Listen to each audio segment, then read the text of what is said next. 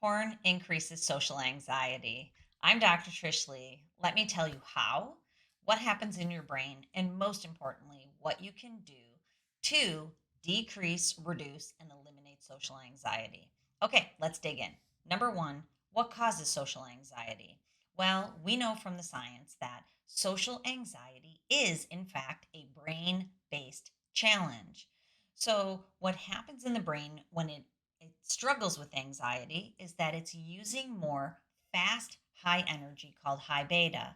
So, if you've seen any of my other videos here, you know I talk about the brain and how it uses electrical energy all the time because that's the important piece here for us.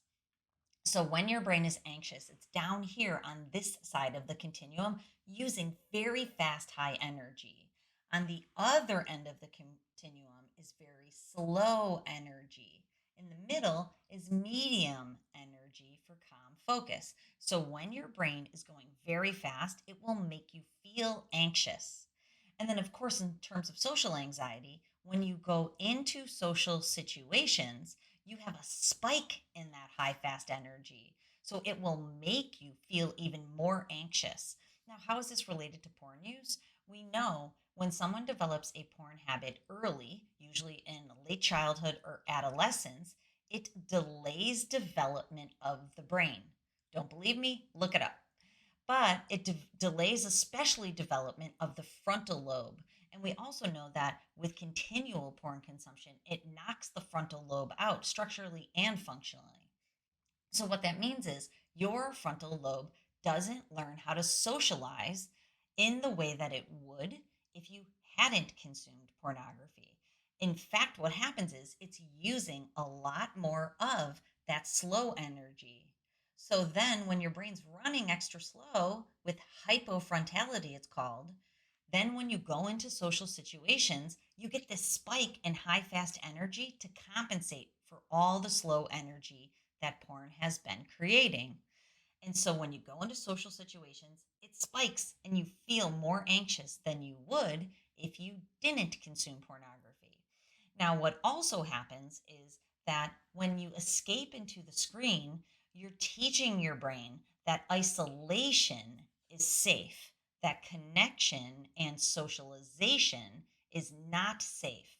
So your brain goes into a vigilant mode to protect itself because it's basically red alerting, danger, danger, Will Robbins. This is not safe because what is safe is escaping and isolating and being by yourself. So if you think about a lot of the behaviors, escaping into the screen to consume videos, to consume explicit videos, to play video games, just trolling on your phone where you're just looking at other people on different social media, it puts you in a position that you're not using those socialization skills. Plus, you're slowing your brain down. So the next time you are in front of a real life human being, those danger bells go off.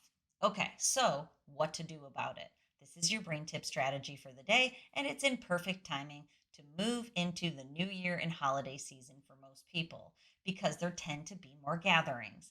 So, next time you are at a gathering, I would love for you to have a plan, a strategy. And this is so important because if those warning bells are going to go off, you need to have a way to reset them in that moment. And I'm going to give you two strategies here. So, number one is if you consume pornography, obviously you have to leave the screen behind. That's not your strategy for the day. But you need to leave the screen behind because it's going to put your brain in that hypervigilant mode when you're being social, and it's going to keep your brain slow and low and with this peppered with this fast energy. When you leave the screen behind, that's going to get better. I actually was just on the website, Your Brain on Porn, and there is I forget how many pages, it's like an 80-page PDF of people's experiences when they've left porn behind, what happens to their social anxiety in terms of it decreasing and them feeling better than ever and being able to be more social than ever. So you can go check that out. But what I would love for you to do here is to make a plan when you go into socialization. So, number one is if you get the brain training headband that I am always encouraging people to get and to use, of course, because I talk to a lot of people. I'm like, you have the headband, right? And they're like, yeah, but I haven't used it. Use it. It only works if you use it. It teaches your brain to use less of that high, fast energy and less of that slow energy and more of that perfect, calm, focused energy in the middle. So if you use it every day or every other day for only 5 minutes, it's going to reset that baseline, bringing the slow back to the middle, bringing the fast back to the middle, and you'll just feel better and you'll have less anxiety going into social situations. Absolutely works. The link is below for 15% off. Grab the headband if you want help in learning how to use it. I have a program, Brain Training 101, at drtrishleigh.com. You can use the coupon code TRISH10 to get 10% off.